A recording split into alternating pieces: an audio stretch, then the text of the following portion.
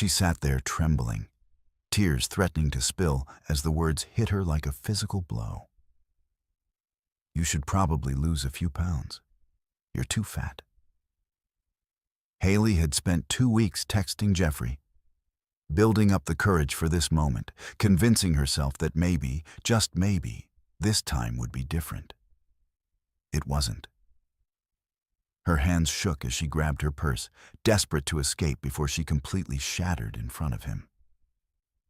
But what Haley didn't know was that a man at the table beside hers had heard every cruel word. And what this stranger was about to do wouldn't just save her evening, it would completely rewrite the story of her life. Before we continue, let us know in the comment section where in the world you're tuning in from. We love seeing how far our stories reach. And if this story speaks to you, don't forget to like, share, and subscribe. Haley barely made it to the bathroom before the tears came. She locked herself in a stall, pressing her palm against her mouth to muffle the sobs. The red dress she'd been so excited about now felt like a joke. She'd spent an hour getting ready, trying on 3 different outfits before settling on this one because it made her feel beautiful. Confident, even. What a waste. Jeffrey's words played on repeat in her head, mixing with every other cruel comment she'd collected over the years. Her ex-boyfriend telling her she'd be perfect if she just lost 20 pounds. Her college roommates' pitying looks when they went out together. The dating app matches that ghosted her after seeing her full-body photos. She pulled out her phone with shaking hands, ready to call an Uber and disappear from this nightmare. But she had to go back. She had to pay for her water at least, gather whatever dignity she had left, and leave. Haley took a deep breath, wiped her eyes, and walked back to the table. Jeffrey was gone. In his place sat a crumpled $15 bill and a note scrawled on a napkin. For your water. Good luck with everything. Haley stared at the money, and something inside her broke all over again. He couldn't even wait. Couldn't even pretend to have the decency to say goodbye. She was so worthless to him that he'd left her sitting alone at a table in a restaurant full of happy couples, with $15 and a dismissive note. Her vision blurred as fresh tears spilled down her cheeks. She grabbed the bill, ready to throw it at the waiter and run, when a voice beside her spoke. "Excuse me." Haley looked up to see a man standing next to her table. He was in his mid-30s, with kind eyes and an expression that wasn't pity. It was something deeper. Understanding, maybe. "I'm sorry," he said gently. "I was sitting right over there and I couldn't help but overhear what that guy said to you." He paused, choosing his words carefully. "I just wanted to tell you that he's wrong. Completely wrong." Haley quickly wiped her face, mortified that a stranger had witnessed her humiliation. "It's fine, I'm fine." "You don't have to be fine," the man said. "What he did was cruel, and you didn't deserve it." He extended his hand. "I'm Ben Harris." She hesitated, then shook it. "Haley." "Listen, Haley," Ben continued, his voice warm and steady. "I know we just met, and this is probably the strangest thing anyone's asked you tonight. But I'm heading to the park with my daughter for our weekly pizza night. It's just us, some terrible jokes, and way too much pepperoni. Would you want to join us?" Haley blinked, caught completely off guard. "What?" "I know how it sounds," Ben said with a soft laugh. "Random guy inviting you for pizza. But my 8-year-old daughter Riley is waiting in the car, and she's the best chaperone you could ask for. Plus," he paused, his expression becoming more serious, "she's been going through some stuff at school. Kids giving her a hard time about her weight. And honestly, I think meeting someone like you, someone strong enough to keep going even after a night like this, might mean something to her." Haley's throat tightened. "I don't feel very strong right now." That's exactly why you are, Ben said. You're still here. You came back to this table even after what happened. That takes courage. She looked down at the crumpled $15 in her hand, then back at Ben. This stranger, who had no reason to care, but somehow did. Why are you doing this? She asked.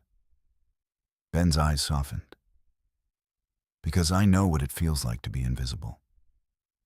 My wife passed away 2 years ago, and some days the loneliness makes me feel like I don't exist anymore.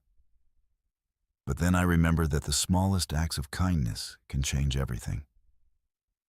He smiled. So maybe tonight, we both need this. Haley felt something shift inside her. She could go home, crawl into bed, and let this night confirm every terrible thing she'd ever believed about herself. Or she could take a chance on this unexpected kindness.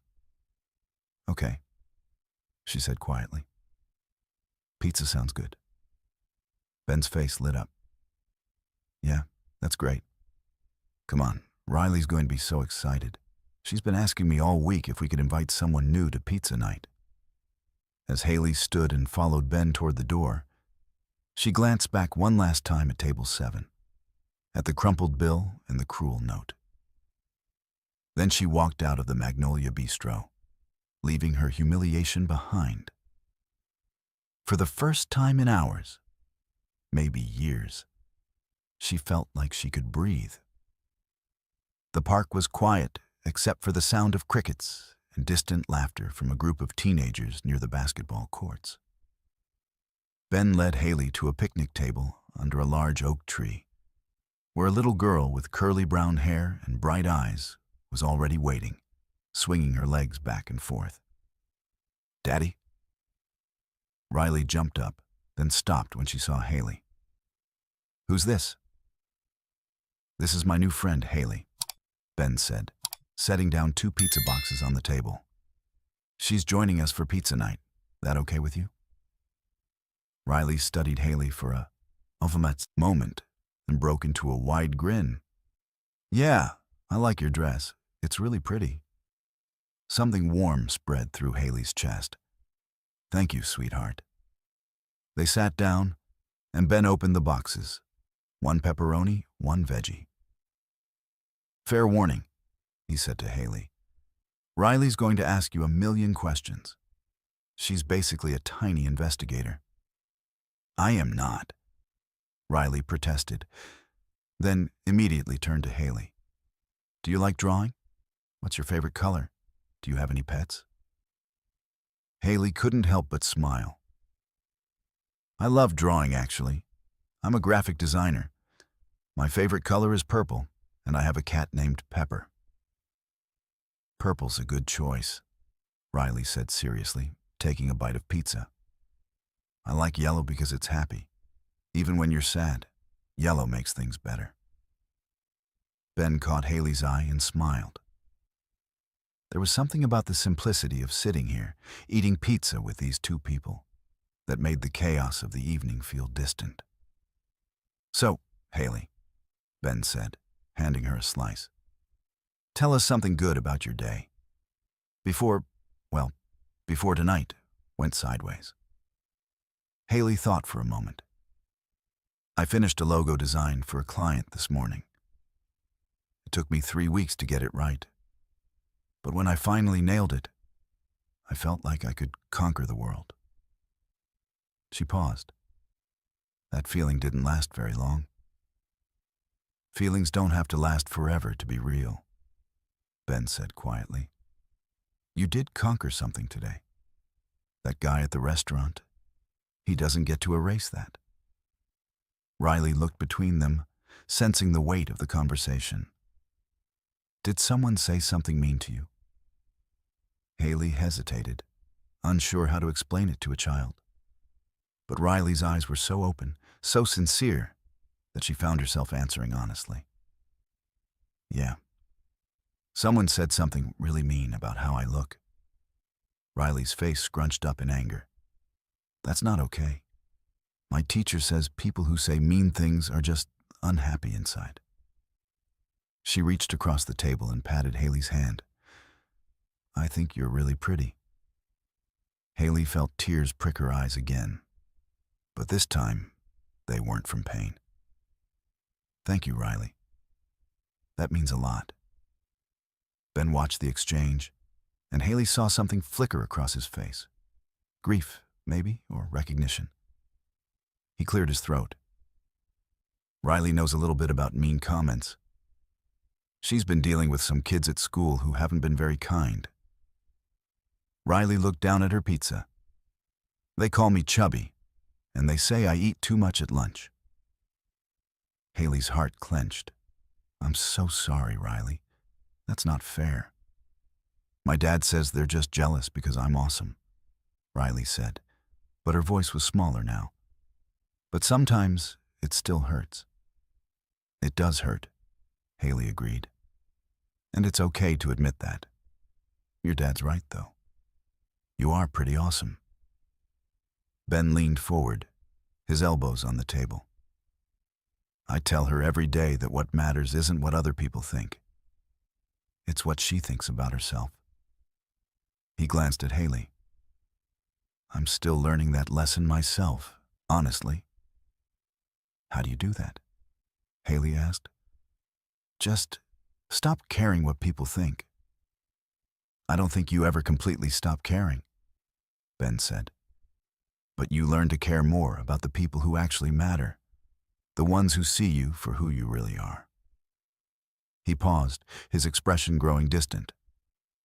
"My wife, Sarah, she used to tell me that every single day. When she got sick, I watched her lose her hair, lose weight, lose all the things society says make someone beautiful. But she never lost herself. She taught me the beauty is about showing up, being kind, being present. Everything else is just noise."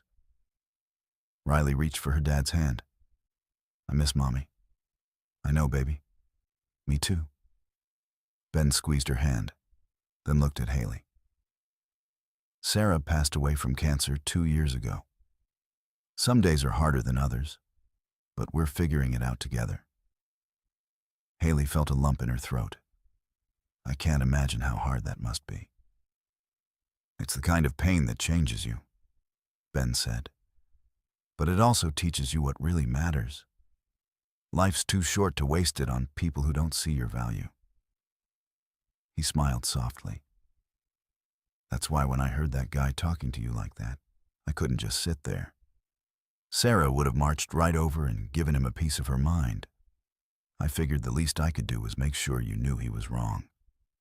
They sat in comfortable silence for a moment, the weight of shared pain creating an unexpected connection. "Can I tell you a secret?" Riley said suddenly, looking at Haley. "Of course. Sometimes I draw pictures of my mom so I don't forget what she looks like. And I draw her smiling because that's how I want to remember her." Riley pulled out a small sketchbook from her backpack. "Want to see?" Haley looked through the drawings, crayon sketches of a woman with kind eyes and a bright smile, always surrounded by hearts and flowers. "These are beautiful, Riley. Your mom would be so proud of you." "Daddy says she's always watching over us," Riley said, "like a guardian angel." Ben's voice was thick with emotion. "She'd love you, Haley. Sarah always had a soft spot for people who were fighting their own battles." Over the next hour, they talked about everything and nothing. Riley told elaborate stories about her classmates. Ben shared terrible dad jokes that made them both groan. And Haley found herself laughing, really laughing, for the first time in months. As the evening grew darker, Riley started to yawn. Ben checked his watch. "All right, kiddo. Time to head home." Haley stood up, suddenly reluctant for the evening to end. "Thank you for this, both of you. I didn't know how much I needed it." "Can Haley come to pizza night again?" Riley asked, looking up at her dad with pleading eyes. Ben looked at Haley, and there was something hopeful in his expression. "That's up to her. but the invitation's always open. I'd really like that, Haley said, and she meant it. Ben pulled out his phone. Here, let me get your number. We do this every Tuesday. Same park, same terrible pizza. As Haley typed her number into his phone, she felt something shift inside her. This wasn't just a kind gesture from a stranger anymore. This was the beginning of something she couldn't quite name yet. I'll text you the details, Ben said, walking her to her car. Riley had already climbed into his back seat, waving through the window. Ben, Haley said, turning to face him. Why did you really invite me tonight? He was quiet for a moment, considering his answer. Because when Sarah died, I felt invisible, like I was just going through the motions of living without actually being alive. And then I started noticing other people who looked the same way, lost, alone, hurting. I couldn't save Sarah, but maybe I can remind other people that they're not invisible, that they matter. Haley's eyes filled with tears. You have no idea what tonight meant to me. Maybe I do, Ben said softly. Get home safe, Haley. I'll see you next Tuesday. As Haley drove home that night, she kept replaying the evening in her mind. Not the part with Jeffrey, that was already fading into background noise, but the part with Ben and Riley, the warmth of their acceptance, the way they'd made her feel seen. For the first time in years, she felt like maybe, just maybe, she deserved to be happy. The next Tuesday came, and Haley found herself standing in front of her mirror, second-guessing everything. What if last week was just a fluke? What if Ben regretted inviting her? What if she was reading too much into a simple act of kindness? Her phone buzzed. A text from Ben. Riley's been asking about you all day. Please tell me you're still coming. She made you a welcome sign. Haley smiled and grabbed her keys. The weeks that followed developed a rhythm she hadn't expected. Every Tuesday, pizza night at the park. Sometimes they'd take walks after eating, Riley running ahead while Ben and Haley talked about everything. Their childhoods, their dreams, their fears. Ben told her about the early days of his marriage, how Sarah had been his college sweetheart, how losing her had felt like losing half of himself.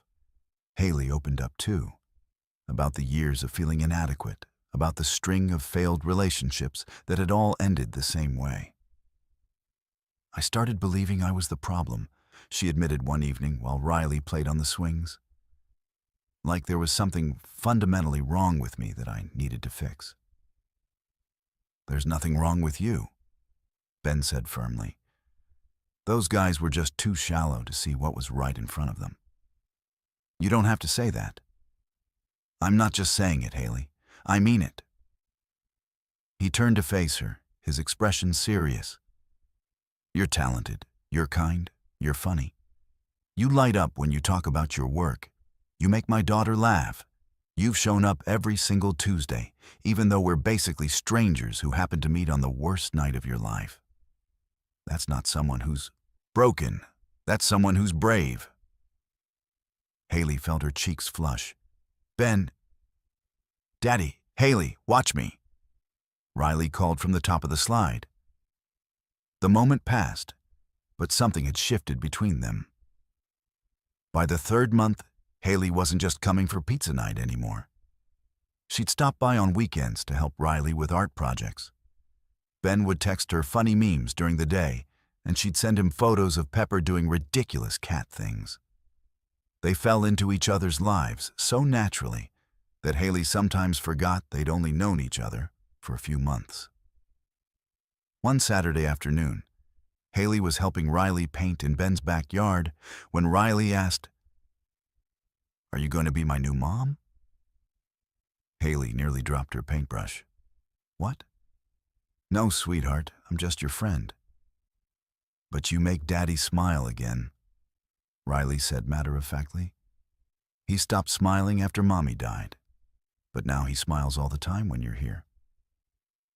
Ben walked out with lemonade just in time to hear the last part. Riley, we talked about this. Haley is our friend. But you like her, Riley insisted. Like her, I can tell. Ben's face turned red. Okay, kiddo. How about you go wash those paint hands? After Riley ran inside, an awkward silence settled between them. Ben rubbed the back of his neck. Sorry about that. She's been watching too many Disney movies.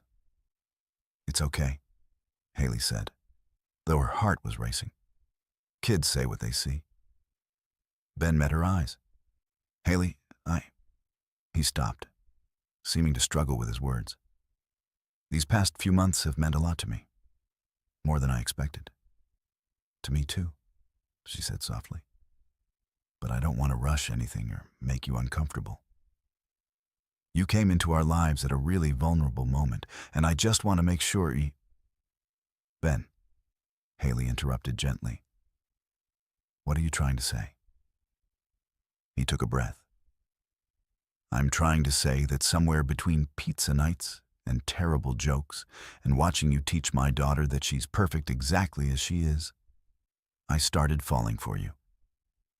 And I know it's complicated, and I know we both have our baggage, but I'm falling for you too, Haley said, the words tumbling out before she could stop them.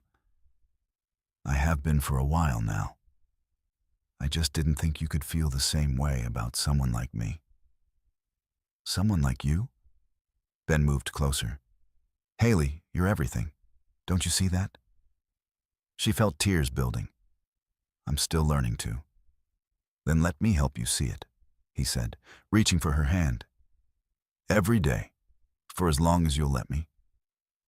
Riley's voice rang out from the kitchen window. I knew it. Daddy likes you. They both laughed, the tension breaking. Ben pulled Haley into a hug, and for the first time since that horrible night at the Magnolia Bistro, she felt completely safe. 6 months later, on a Tuesday evening at their usual spot in the park, Ben asked Riley to bring over the pizza boxes. But when she opened them, there was no pizza inside. Just a small velvet box sitting in the center. Haley's breath caught. Ben got down on one knee, Riley bouncing excitedly beside him. Haley Dawson, you walked into our lives on what should have been one of your worst nights, and somehow you turned it into the beginning of our greatest adventure. You've taught me how to live again, how to love again. You've shown Riley what strength really looks like. And you've made our Tuesday pizza nights the best part of my week. His voice wavered with emotion. Will you marry me? Haley looked at this man who had seen her at her lowest and chosen kindness. At this little girl who had taught her that love doesn't have conditions. At the life they'd built together, one Tuesday at a time. Yes, she whispered, then louder, yes! Riley shrieked and threw her arms around both of them. I'm getting a mom! I'm getting a mom! Ben slipped the ring on Haley's finger and kissed her. And she realized that this was what she'd been searching for all along, not someone who loved her despite her flaws, but someone who loved her entirely, completely, exactly as she was. 3 months later, they were married in the same park where everything had begun. Riley was the flower girl, wearing a yellow dress that made her beam with happiness. As Haley walked down the aisle, no big production, just her closest friends and Ben's family watching, she thought about that night at the restaurant, about Jeffrey's cruel words and her crumpled dignity and the $15 bill left on the table. She thought about how sometimes the worst moments crack you open just enough to let the light in. Ben was waiting at the end of the aisle, his eyes filled with love and promise. When she reached him, he whispered, "You look absolutely perfect." "I feel perfect," she whispered back, and she meant it. After the ceremony, they had pizza. Of course they had pizza. Riley gave a speech about how Haley was the best mom ever, even though she wasn't technically her mom yet, which made everyone cry and laugh at the same time. As the sun set and fairy lights twinkled above them, Ben pulled Haley close. "You know what I realized?" he said. "What?" "That guy at the restaurant did us a favor. If he'd been decent, you never would have left with me. We never would have had this." Haley smiled. "I used to think I needed to change myself to deserve love. But you taught me that I was always deserving. I just needed to believe it." "And now?" Ben asked. "Now I believe it," she said, and kissed him. Riley ran up to them, her flower crown slightly crooked. "Can we do pizza night forever? Even now that you guys are married?" Ben and Haley looked at each other and laughed. "Forever," they said in unison. As the evening wore on and guests began to leave, Haley found herself standing under the oak tree where she'd first sat with Ben and Riley all those months ago. She thought about the woman she'd been then, broken, doubting, convinced she was too much and not enough all at once. That woman would never have believed this was possible. But here she was, surrounded by love, finally understanding that her worth had never been up for debate. It had always been there, waiting for her to claim it. Ben came up behind her and wrapped his arms around her waist. "What are you thinking about?" "That I'm exactly where I'm supposed to be," Haley said, leaning back into him. "Always were," he murmured. "You just needed to find your way here." And as they stood together under the stars, Haley realized something profound. The story of her life hadn't started on that devastating night at the restaurant. It had started the moment she chose to believe she deserved better. The moment she walked out of that restaurant and into something beautiful. Sometimes the ending you deserve finds you in the most unexpected places. Sometimes it looks like a single dad and his daughter offering pizza and kindness when you need it most. Sometimes healing doesn't feel like a grand revelation. It feels like Tuesday nights in the park, like laughter over bad jokes, like someone seeing all of you and choosing to stay. Haley had spent years believing she needed to be different to be loved. But standing here now, she finally understood. She had always been enough. She had always been worthy. She had always been deserving of a love this pure, this real, this true. She just needed to believe it herself. If this story touched your heart, we'd love for you to share it with someone who needs to hear it today. And don't forget to subscribe to Soul Story for more inspiring tales that remind us all that we're worthy of love, exactly as we are. Now, we want to hear from you. Have you ever experienced rejection because you didn't fit into what society deems attractive? Drop your experience in the comment section below. And here's another question. If you were in that restaurant and overheard what happened to Haley, would you have stepped up to help her like Ben did? Let us know in the comments. Your voice could be the encouragement someone else needs today.